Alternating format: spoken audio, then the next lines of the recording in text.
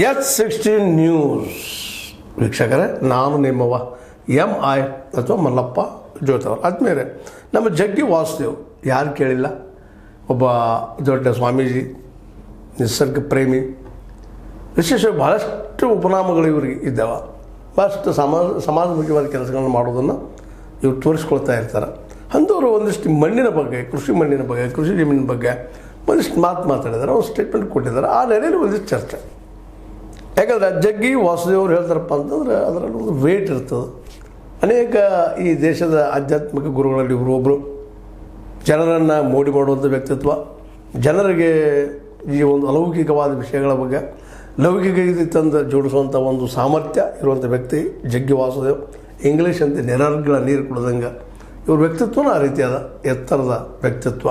ಅದೇನಲ್ಲಿ ಅವರು ಇಲ್ಲಿ ಏನು ಹೇಳ್ತಾ ಇದ್ದಾರಪ್ಪ, ಅದು ಕೃಷಿಗೆ ಮುಖ್ಯವಾಗಿ ಬೇಕಾಗಿದ್ದು ಭೂಮಿ.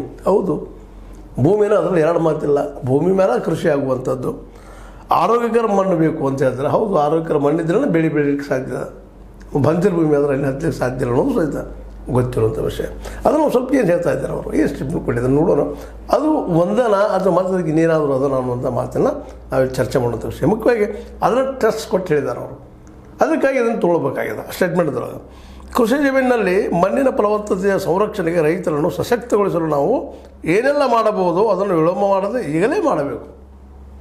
ನಮ್ಮ ಭೂಮಿಯನ್ನು ಗಟ್ಟಿಗೊಳಿಸಬೇಕಾಗಿದೆ, ನಮ್ಮ ಭೂಮಿಯನ್ನು ಫಲವತ್ತಾಗಿ ಮಾಡಬೇಕಾಗಿದೆ.